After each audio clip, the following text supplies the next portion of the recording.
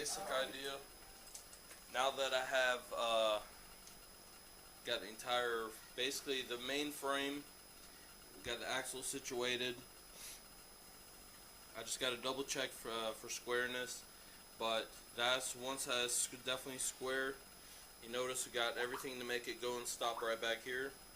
We'll call, when you add the engine in, what we're going to do is get 1/8 inch by 1 foot by whatever this comes out to be steel plate.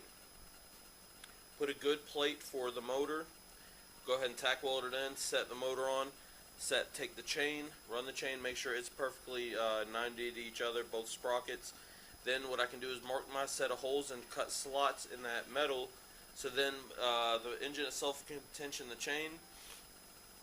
And since I have basically the go, the stop, we got the axle to make the wheels move, gotta have the engine. So the next thing is going to be getting the frame cut out, get my front end cut and welded to this. Only thing I forgot to do is go ahead and fish mouth the front.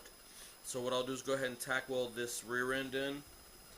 We'll come in, fish mouth the very front of those pipes so I can get it to line up nice with that front end over there. So weld that on, and it wouldn't be no time this thing's gonna be up and running. Well, this is definitely getting a little bit exciting here.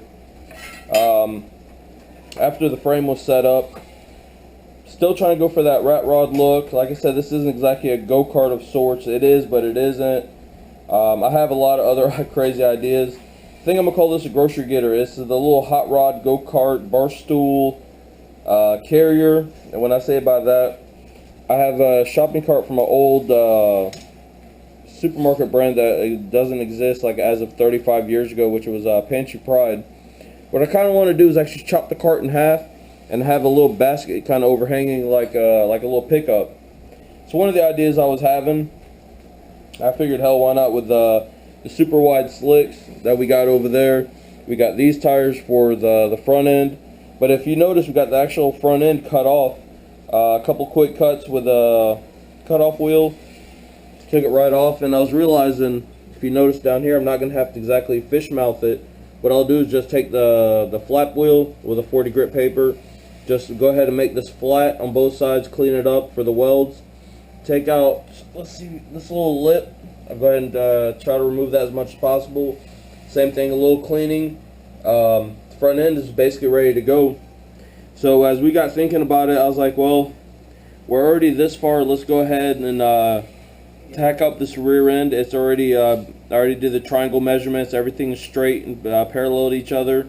So what I think I'm about to do is go ahead and tack that up.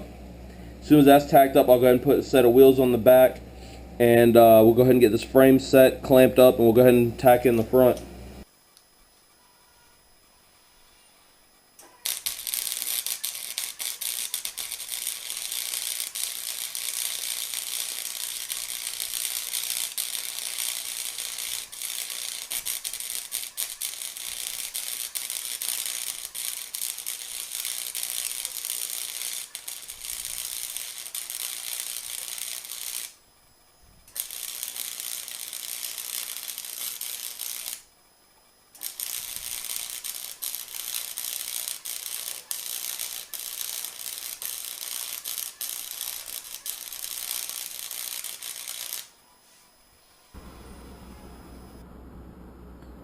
Well, we got the tail end tacked up.